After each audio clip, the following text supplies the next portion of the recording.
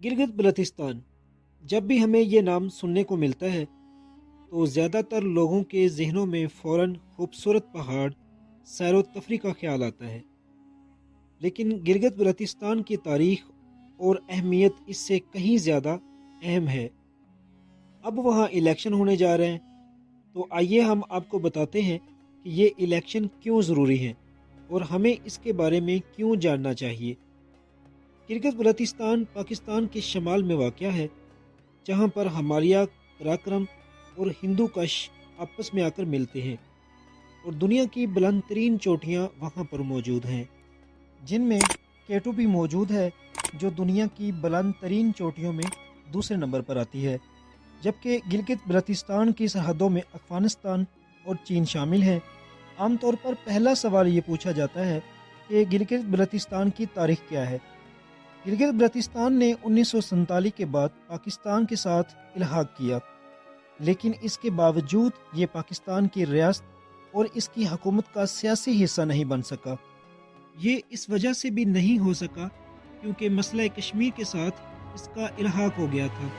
इसलिए भी क्योंकि गिलगित बल्तिस्तान ने कश्मीर से आज़ादी हासिल की थी। पाकिस्तान ने अक़वाम मुत्तहिदा के मसला कश्मीर की वोटिंग के दौरान गिलगित बल्तिस्तान को कश्मीर के साथ रखा।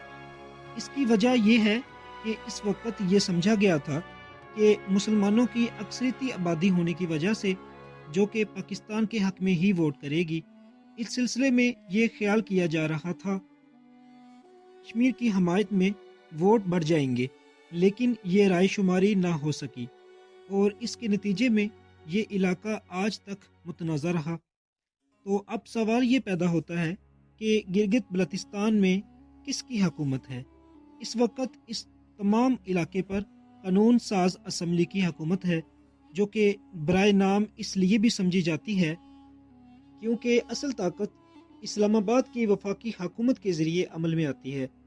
ये हुकूमत एक ईवान पर मुश्तमिल है, जिसमें 33 नशिस्तें हैं। 2009 में Gilgit Baltistan improvement and self governance order आया, जिसके तहत यहाँ की असम्बलियों को कानून साजी के लिए कुछ इख्तियार दिए गए। इस ऑर्डर के तहत 10 अजला को असम्बली के दायरा कार में शामिल किया गया।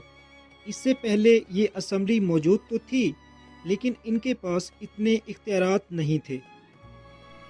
तो इंतज़ामी बागडोर को दो बुनियादी हिस्सों में तकसीम कर दिया गया।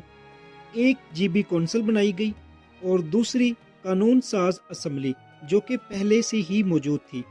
फिर वज़ीर आला का ओहदा बनाया गया और सूबाई सिस्टम मुतारफ़ करवाया गया। इसके अलावा गवर्नर को वज़ीर आज़म की तजवीज़ पर सदर पाकिस्तान मुंतखब करते हैं। इस ऑर्डर के बाद ये तीसरे इलेक्शन हैं जो मुनक्कद किए जाएंगे। अब सवाल ये पैदा होता है कि जीबी कौंसिल में कौन कौन शामिल होता है। इसमें पाकिस्तान के वज़ीर आज़म बतौर चेयरमैन शामिल होते हैं।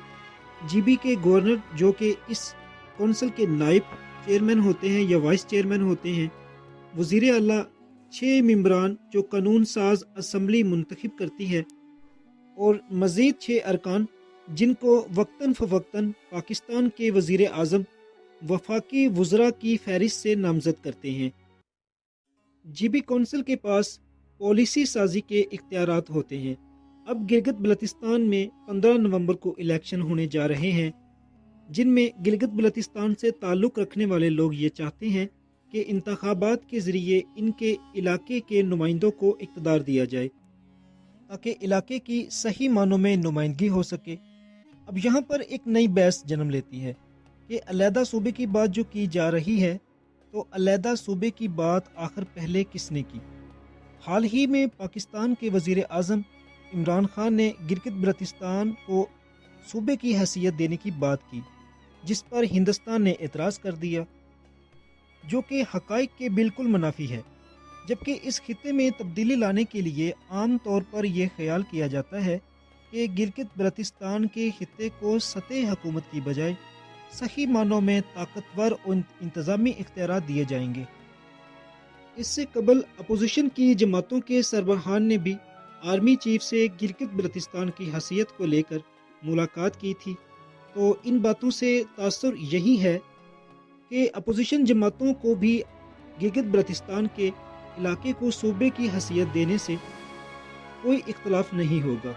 گلگت بلتستان کا علاقہ 72,000 مربع میل پر مشتمل ہے، جہاں کی مکمل آبادی 14 سے 15 لاکھ کے قریب ہے، اور وہاں 24 اضلاع ہیں اور قانون ساز اسمبلی میں 33 نشستیں ہیں، جبکہ انتخابات میں تمام سیاسی جماعتیں 24 نشستوں پر انتخابات لڑ رہی ہیں، جن میں سے 6 نشستیں خواتین کے لیے اور 3 ٹیکنوکریٹس کے لیے۔ حکومتی اعداد و شمار کے مطابق وہاں پر 7,45,000 رجسٹرڈ ووٹر ہیں، جبکہ 330 لوگ اس انتخابات میں حصہ لے رہے ہیں۔